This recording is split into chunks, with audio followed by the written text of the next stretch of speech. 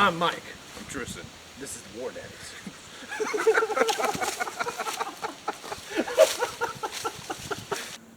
So today we are reviewing the 1911 Rock Island, and for you geeks at home, it's a M1911 A1FS. It means it's full size, like what real men carry, not the compact version.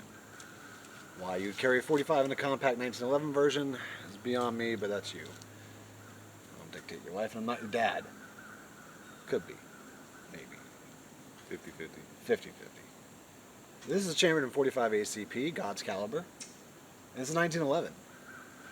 What more can I say about it? It's a 1911. The damn thing has been in every single war that the U.S. has fought. It's probably going on in, that place right now. Not going to name any names. It's probably over there right now, having fun. It's made by Rock Island, and it's a budget 1911. We're reviewing guns now that are probably in most of everyone's price range. Wholesale, it's like $349.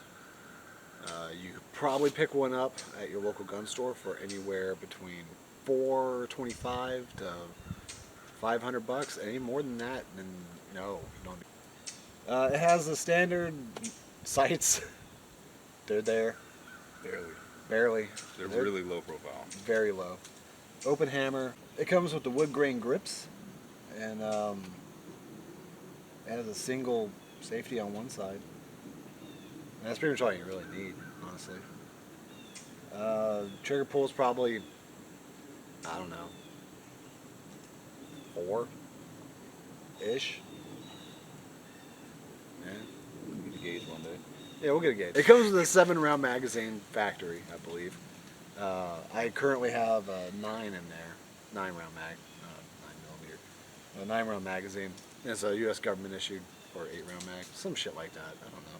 It's a U.S. government Colt magazine. It is a standard stick mag, single stack only. You can use the Rock Island 1911 mag that comes with it. It's great and all, but there are some Colts in there. It's fine. Don't use off-brands. If you use off-brands, you might have a couple malfunctions, and it might not lock back, which leads to a little bit of confusion. With the 1911, though, it's a good thing, because if you ever run out of bullets, you can beat someone to death with the damn gun. I mean, so that's a very good plus. It works as a hammer, and also works in jumping off your car. Don't ask me how I know that. This 1911, unfortunately, does not have a light rail, which sucks. But do you really need a light rail when you hear a noise in the middle of the night and you just start blind firing? I mean, you're just throwing 45 ACP at them. 8 of them. 8 of them. 8 rounds. You can hit them. And if you did, they're going to know. Let's be honest. Nobody really cares about having a flashlight on this. If you were really worried about having, a good defense firearm, you would get something that carries more than 8 rounds to begin with. Yeah. So, if that's your worry, pick any other option. Like an H&K. Like a real man. It's Or a not real bad. German. Who knows? Those are ducks. Yeah, those are definitely ducks. They do make, the next series up from this, they make the 1911 TAC, which has a rail mount system. And that's cool. You put an optic on it? That's cool. Ah, so it's the tactical, and you still can't put an optic on it. Why do you need an optic on a 1911? You don't. That's right. You're not aiming anyways. Yeah. You just point and shoot. Do you really aim with these guns? No, you just look at the body size target, and then you just start squeezing.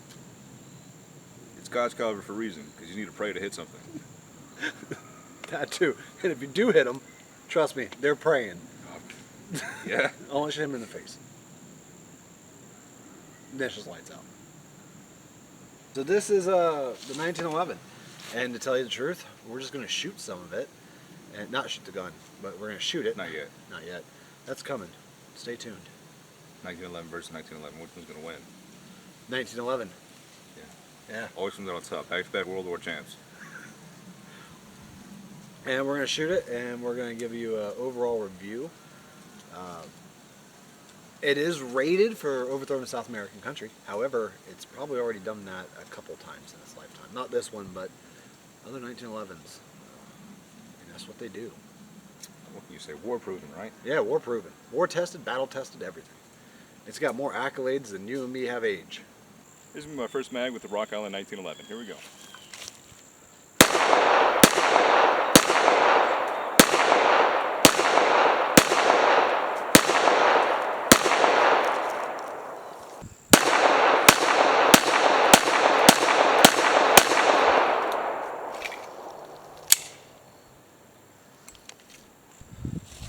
So there's a misconception that 1911s won't run steel case very well.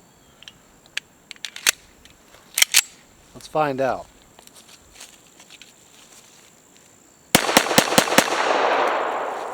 I think it ran it fine.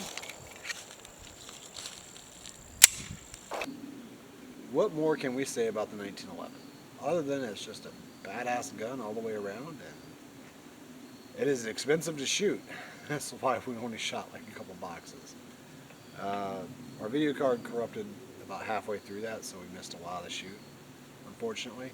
Well, I can tell you it was like bang, bang, bang, bang, bang, click, oh, empty, new mag, click, bang, bang, bang, bang, bang. It was like that, so you didn't miss much.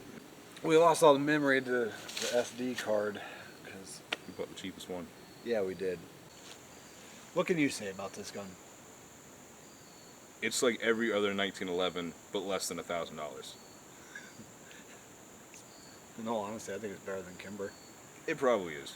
Kimber, I really like Kimber. Everyone likes Kimber, but it's not what it used to be. No, they really started going downhill in the Past like couple 10 years. 10 years or so. I'd say it's 7. 7. Yeah. 7's when they really started to go down. But I mean, like if you compare to what they had 10 years ago, it's a bigger difference. After they for the moved from price point. Yonkers, they just And that's really the big thing to be. It's not all guns are the same quality wise, but it's for what you're paying for that price point, yeah. right?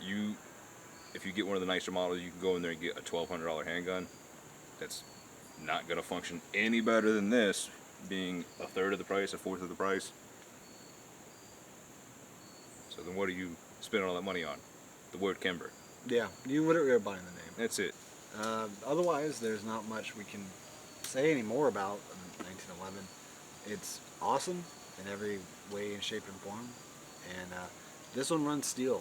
Like it just doesn't give a shit, and that's how all 1911 should be. Now, if you put steel inside of a Kimber, it'll shoot once.